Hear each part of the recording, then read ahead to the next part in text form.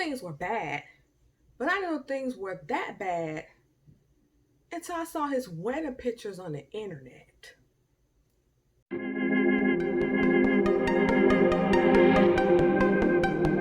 Hey everybody, what's up? Thank you for tuning in to Shanae's Law. I am Shanae.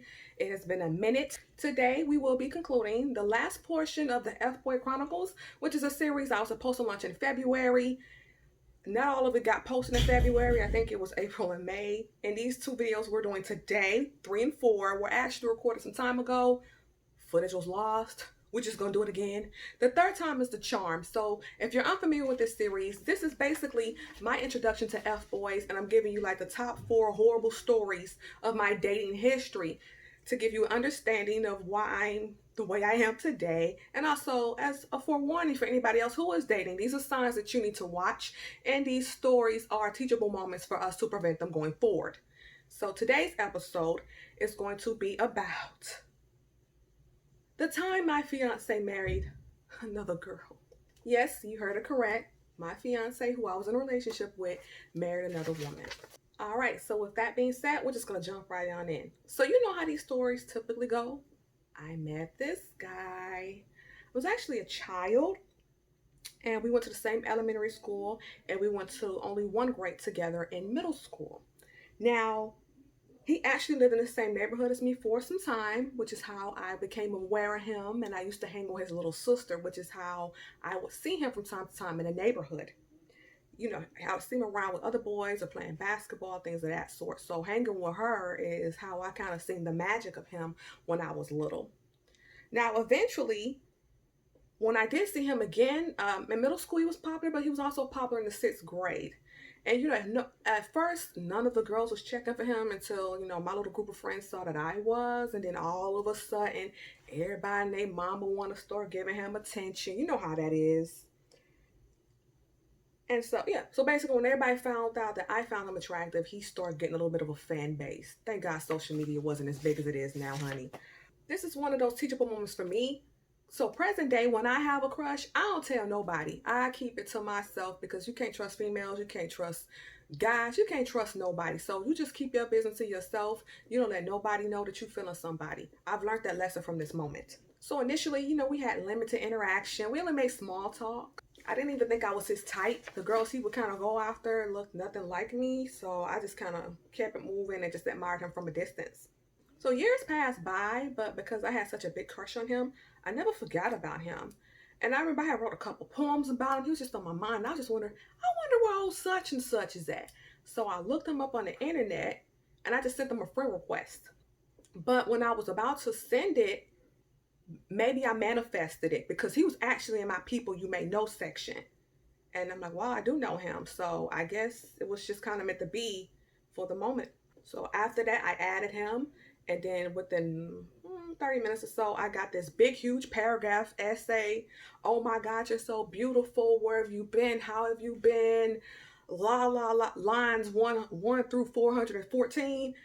Call me. Here's my number. And I'm thinking, whoa, that was easy. Like, did he even, you know, did he even add me back? Well, on Facebook, you don't have a choice. You have to. You're just friends, you know. You don't follow nobody like that unless they got over 5,000 people and you're not a company page. So I was like, oh, that was a little too easy right there, you know. But I played it cool. I waited a few days, and then Friday night when I was done with everything, I gave him a call, and wow, we talked for hours. We talked that whole Friday night. I'm not sure if I had work or anything the next morning because I was a freshman in college, so. We talked the whole night. We talked about everything. Where we been, how we doing, what's going on, what are we doing now. It was just a lot of history to catch up on. And shortly after that, days later, he asked to come see me. So now this is where more red flags are starting to pop up, okay? One, how fast homeboy hit me back and said, here's my number, call me. And when he did come to see me, I remember the first time he met my family, which was the first time he picked me up. The first thing he said to my mom was, you know, hey, how you doing, this, that, and third, was, do you all have any sickle cell or mental illness in your family? Because I want to make sure that my children are healthy. And I'm just looking at him like, I don't even know your middle name yet. Like, I only know your full name because I went to school with you. And then that even changed. So it was a lot going on. I'm thinking, when you're younger and a dude starts talking like that, that means in your mind you're thinking he sees a future with me. He wants to, he sees a future in me. He sees value in me. Hmm. Anyway, so our first date, he picked me up in the SUV. I thought it was his. Turns out it's his mama's. But after that, we went to his house and we chilled for a while. Now, his mama was never home. I don't know where she was at, honey. Maybe she was just living her best life, but his sister was home. What I found kind of odd was, I know he told me he had moved back from Kentucky with his father and stepmother to be home with his mother and his little sister. So I'm pretty sure it was cramped quarters. I do believe his sister had a new, I think she had a child. And I don't know what the bedroom situation was looking like, but I just know he was very domestic. Every time I go over there, we would chill, we would watch movies and things like that, but bro was always cleaning up. So it would be him loading that dishwasher, washing clothes, like he was always cleaning up. And for me, it's kind of like, you couldn't do that before you came and got me? Once or twice is okay, but you want me to sit here and talk to you while you clean up? Like, don't nobody else clean up around here? But that's not necessarily something you can get too upset about. He's clean. And I'm a germaphobe even before this pandemic. So cleanliness is next to godliness. So I couldn't judge him for that. But I did find that curious. But we spent a lot of time together. So if we weren't at his mom's house, we were at his uncle's house. Now, his uncle and his wife, they were really cool. His uncle liked to cook. So he told me that's kind of where he got it from. I don't know, maybe they started having a friendly competition, but his uncle would cook.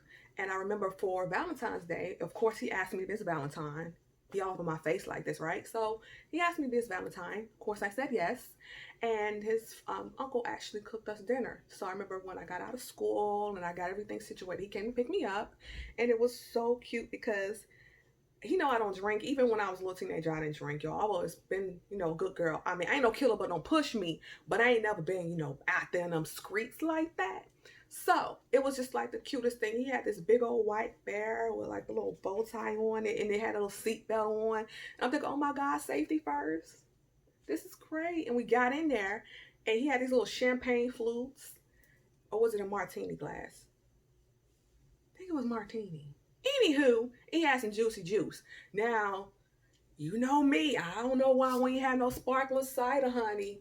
You could have got me some Martellini. We didn't even have no damn Welch's sparkling, honey. It was juicy juice, and I questioned it. I'm a young lady. Juicy juice. And he was like, it signifies us meeting as children. So I let it slide. It was kind of cute at the time. You can't bring no damn juicy juice to me now.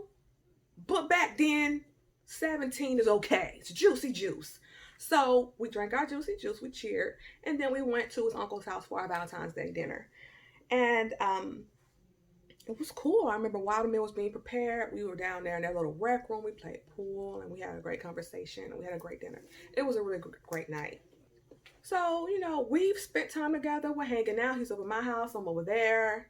Things seem to be going smoothly. We have discussed, because he's asked me to marry him at this time. He asked a few times. We make jokes about when I hit 18 or we're situated, we're going to go to the courthouse. We're going to get married. And y'all, I really thought I had somebody. I thought this was it, Michael Jackson. I thought I was getting married. I thought the search was over. These bums that's been after me.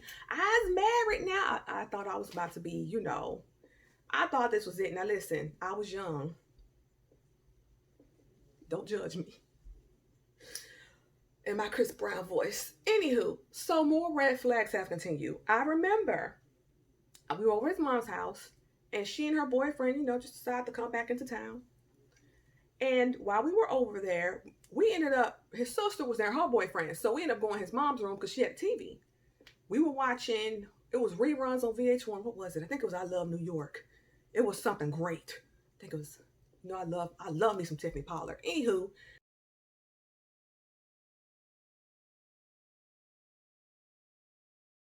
we were watching something, some type of rerun, some type of special, some anniversary thing.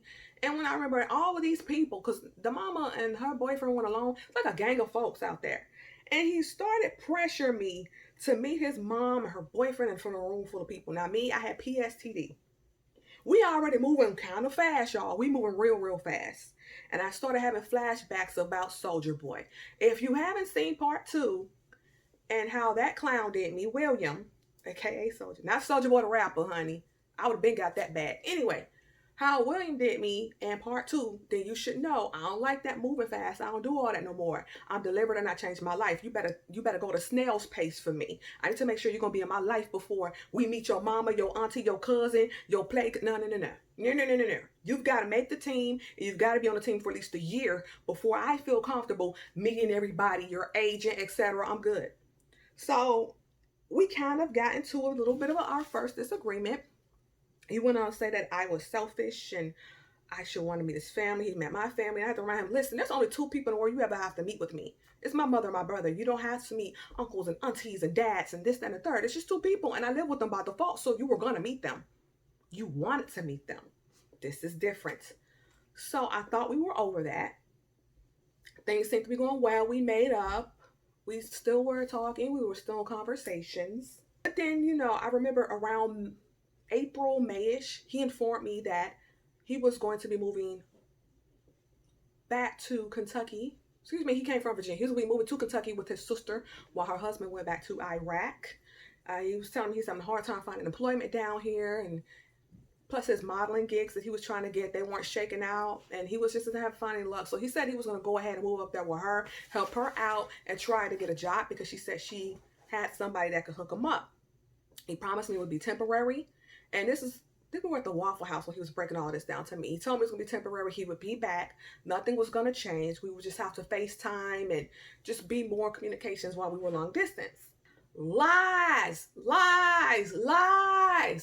Lie-oya. You a lie-oya. So, after Idris, to protect the guilty, Idris told me this stuff. About him going up there and his sister's husband's in the army, the military. He's going to be going to Iraq for a while, and things are going to change. Listen, things started changing. Our communication suffered while he was out of state. He started acting kind of shady. He wasn't calling me baby. He didn't say my name. I think there was signs, and you know how those do when they start acting funny like that. I was young, but I remember that song, honey. You acting kind of shady and call me baby. Why the sudden change? It was weird. I felt it. My little woman intuition had kicked in, and I kind of felt like things were wrong. So my birthday's June 3rd. His birthday is June 8th. So he did not call me for my birthday. What? Wait, he forgot your birthday. See, I'm happy you don't move on. I'm gonna let you finish, but Shanae was one of the best fiancés of all time. All right, girl, go ahead with the story. There were no birthday wishes, so I was pretty upset about that. But I tried to just chuck it up. I reached out to him on his birthday. He was real short. Thank you, something, something. And I was like, fork this. I ain't finna keep, you know what I'm saying? I don't chase dudes. So, but I didn't want to just totally give up either because we're still engaged. We're still engaged. It ain't like it's just some dude that I used to talk to for, like a month or two and I could just, peace out. This is somebody I was supposed to be having a future with. And you hear people, the wrong advice people. Oh, it's just challenges. It's just hardships. Y'all gonna go through things. Y'all's got to weather the storm. Y'all gotta, hell no. The minute they act up, thank you, Idris, if this video finds you. When y'all act up now, I'm gone. The minute you ignore 2 text messages, I'm gone. It's not hasty. It's experience. The minute you act funny, the minute you take a tone with me, I'm gone. I am young, beautiful, intelligent. I can get me somebody else. Okay? Listen. I drink a lot of water. I know my value. All right? The minute you go left, I go right on out the door. I'm gone.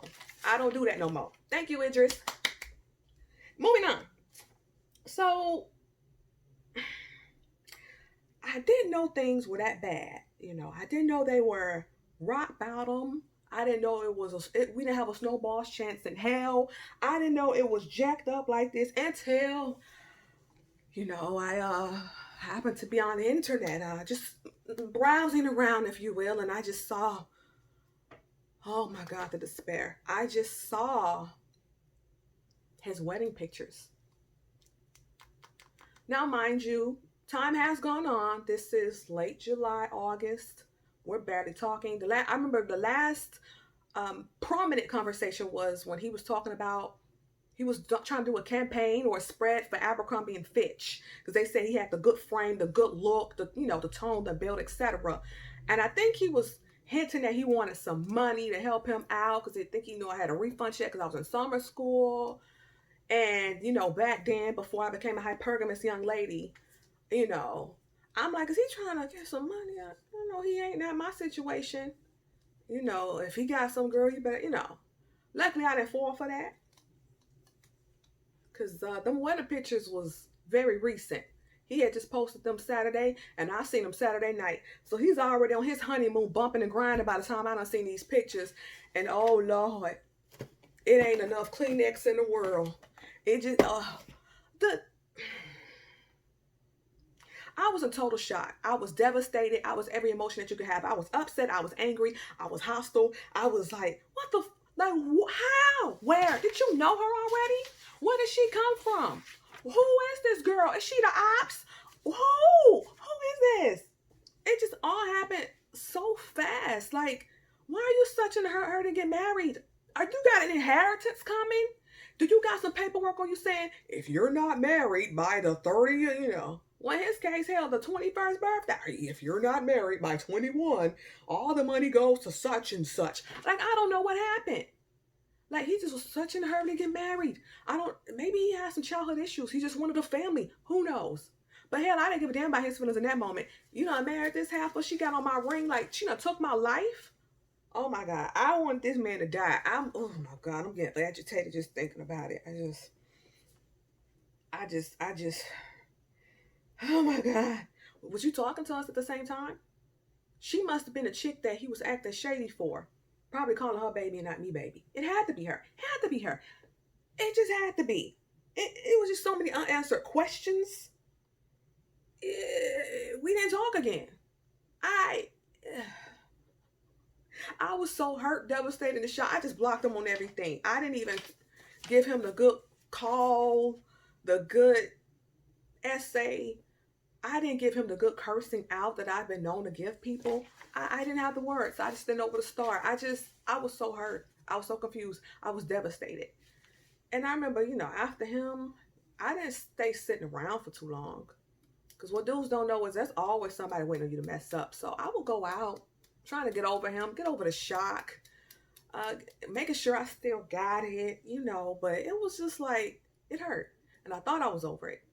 I was trying to give a coworker some encouraging words in the Forever 21 fitting room and about her situation. And then, mind you, this is like 3 years later. And I was trying to, because I'm always the Dr. Phil of the group of people I'm always in. I'm the shoulder to cry on. I'm the Savannah of the waiting to exhale. I'm the Terry of the soul food. And I hate that.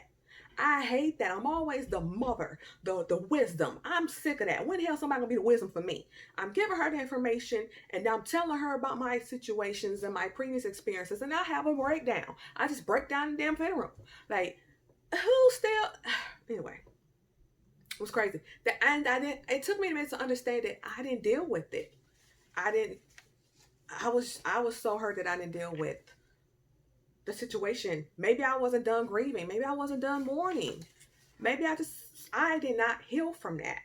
Now,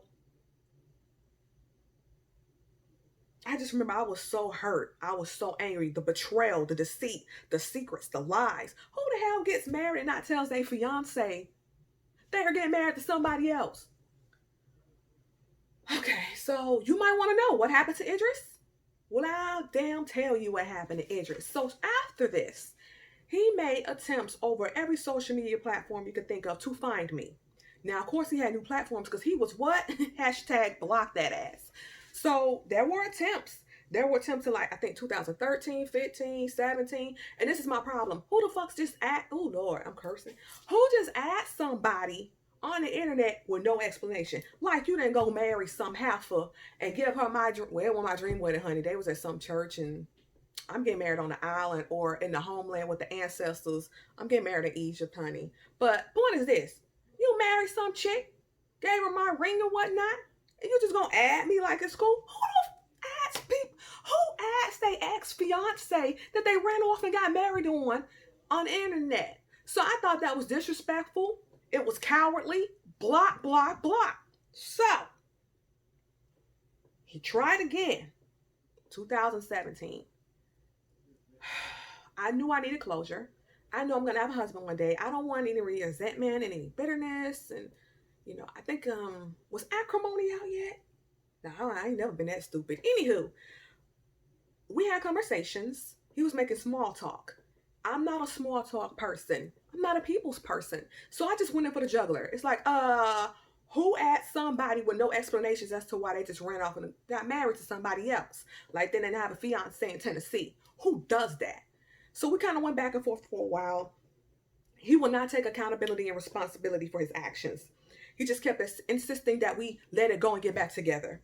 Now, who the hell, mind you, in this marriage, he had 2 kids with her, got 2 little boys by her. Okay? And she has a similar first government name. Okay? But she's just a poor man's version of me. And who does that? We should just get back together. We just should forget that we were young. We weren't that damn young. That wasn't even that long ago. What you mean we were young? What you mean we...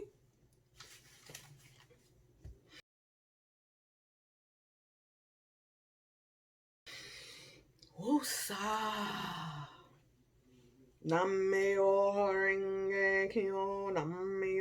Okay. So I was just getting irritated. I got completely irritated and I was angry. I wanted my closure. It was an epic fail. So I pretty much blocked them again. So in early 2000? No. Yes, early 2008. No, the hell? Early 2018? See, you still got me mad. Oh, bastard. Anyway, in early 2018, he posted a picture of himself in the hospital and from an ailment, an infection. Bro was looking bad. He was on tubes. Damn, how'd you see him if you blocked him? Did he have a different name? He had more than one page. That's right. He had more than one. He tricked me. Anyway, I ain't editing that. Screw it. So he posted this picture. He's in the hospital. He's dying. Oh my God, I have a lung infection. And I liked the picture to show support, and I kept it scrolling. I couldn't stand his ass, and I was trying to heal, but I didn't want to see him in a casket. So, I didn't have episodes of wanting to drive up and kill him and make it look like suicide. I was getting better. Give me my flowers. Hashtag she's getting better. She don't want to kill his ass no more. So I was doing better, right? I just liked the picture. I didn't say nothing else. Like, typical fashion, honey. You like the picture? In the DM he goes. So he's back in there, and being nice never gets me nowhere. I should have just blocked that one too. I just hit like and kept scrolling, trying to give him some encouragement. He slid in the DMs, and I'm like, let's try this one more time. I want my apology, damn it. I want my apology. So the lines of communication opened back up. I was really ready to learn the truth because, like you watching this video, if you're still here, you want to know what the hell happened. Why he married that girl? Who was this girl? And I got my answers, and it led to a lot of intense and emotional conversations, and it was so hard. It was so hard for her to understand that you can't do that to people. You can't leave people on board, marry somebody and not tell them. People die for that. Do you not watch Lifetime? Do you not watch Snapped? Do you not watch true crime? Do you not watch TV? Do you not see documentaries? People get murdered for less. What is wrong with you? So it was a lot of back and forth. There was a lot of, well, you just take accountability. And then he finally kind of explained to me what happened. It took a lot of weeks to unpack this. To this day, we might not have unpacked it all, but it took such a long process, and I kind of get it. It was years of built up anger. He had no reason to be angry. He had no reason. But at first, he was acting, why you want to talk? I need to talk about it, damn it. You did that to me. You hurt me to the core. Mimi Fox love and hip hop. And Oh my God, I can still wring his neck to this day. So basically, he told me that in that time frame, he was young, dumb, making stupid decisions, young, dumb, full of calm. And in his mind, he says he broke up with me. But he just didn't break up with me in person. Oh, that sounds even more stupid. He said he broke up with me in his mind, y'all. And I'm like, well, that's not how this works. When you break up with someone, you have to verbalize to them, ideally in person if possible, that it's over. You let them know that you have to move on and this isn't working out for you. You break up with someone, you let them know so they can pick up the pieces and move on. And he admits that that was wrong and it was stupid. And he's not even a dumb dude.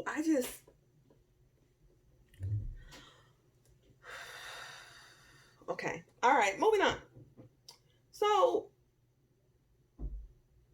I just let him know, now to this day, when a dude starts acting funny, I'm out. I can't do this anymore. He's the reason why. I don't even save numbers. I don't even give out my phone number no more because of this kind of stuff. I just tell the dude I'm on social media. If he want me bad enough, he'll hit me up on there. He'll try to pursue me from there, but I don't give my number out no more. He was the last serious relationship I was in. I just can't be doing it. I just can't. I just can't be doing it. It's too much drama. So we talked, like I said, it took probably 2 months for me to get what I needed. All the information, all the closure. So I'll give you the quick rundown. He broke up with me in his mind. He was introduced to this girl by somebody at a birthday party at a pool while he shortly after going to Kentucky, okay? Met her, got quote unquote hooked up with her, connected with her, started seeing her. And this was allegedly in June, right? Our birthday month. And I guess he started living with her and her family. Don't ask. Got married in August. Now, he says he was pressured by her family to marry her because they were about to get an apartment together. Don't ask. Yes, you heard it right. He only met her about 2 months. They're getting an apartment. They're moving in. They're shacking up and they're getting married. Guess the family said y'all got to be married if you're going to shack up. Who the hell does that? I mean, no prenup. No, you don't know her. Could be a serial killer. You could be a serial killer. Did you ask her the sickle cell question? Did you ask her sickle cell? Did you ask her mental illness? Because my family got the third damn degree. And you the one with the mental illness to do what you did to me, okay? So, shacked up, got married. She's dropping babies after babies. They filed his income taxes. Y'all, it was a hot ass mess. See, Karma's a bitch and she don't want no draws. So she ready to screw anybody over at any time. I love Karma. And it didn't work out. They were married, hell, I don't know, less than 5 years. Something like that. I mean, who cares? Who cares? Who cares? Then basically while they were going through the divorce, she was pregnant by somebody else.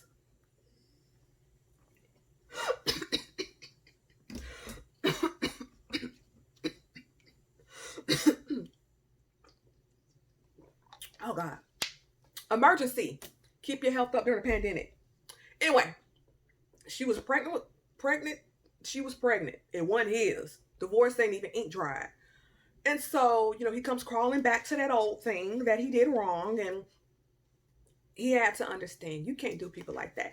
And you can never hit the girl up that you severely scarred like that. You can't hit her up out the blue.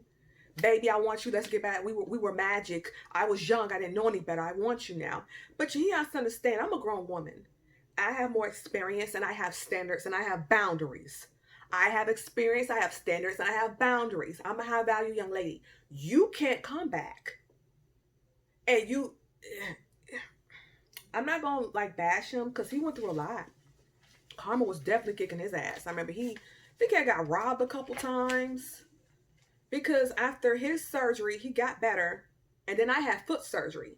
My surgery was March 9th, 2018. So he wasn't there as much as he could have been. But somebody claimed he wanted to be back. But he actually started calling me again late 2018, 2019-ish. So we've had spouts of communication since then. I haven't heard from him in 2020, except he did tell me happy birthday this year. That's fine. I told him happy birthday because y'all know hell. Back in the day, I couldn't even get a happy birthday. But more of the story is you can't mistreat people like that. Take them for granted. Propose to them. ask all these significant family questions, all to abuse them, use them, leave them, and trying to come back like everything is fine. Where is he right now? I really don't know. I'm worried about me, honey. I'm worried about getting these damn videos filmed today, so I don't know. But I'm okay. He's okay.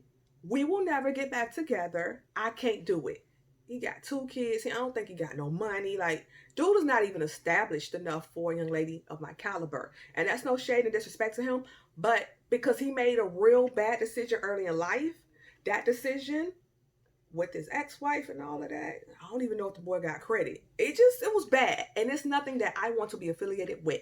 Because you marry somebody, you get with them, you take on their debt, their problems, their issues, and that's not for me. I don't have kids. I'm not dating no dude with no kids. It's not fair. It's not fair to me. I need to be a priority. I mean, you ain't no priority if you got kids. If he's a good man, you know, if he a good man to take care of his kids, then you'll never be number one. And that's how it should be. So that's the time that my ex-fiance married another woman while we were engaged. I got through it, y'all. It wasn't easy, but I'm okay. And I learned a lot. Per usual. I hope you've learned a lot. You know, we're just going to end the video right here because I got to get to episode 4. I will see you at this next video. This is the time I dated a Dusty. Listen, in life we all make bad choices. My husband was gambling. All right. Thank you so much for watching. If you enjoyed the story, please make sure that you hit that like button, share, subscribe if you haven't already, join the squad, and stay tuned for all of the videos I'm about to drop soon. I love you all. Protect your energy.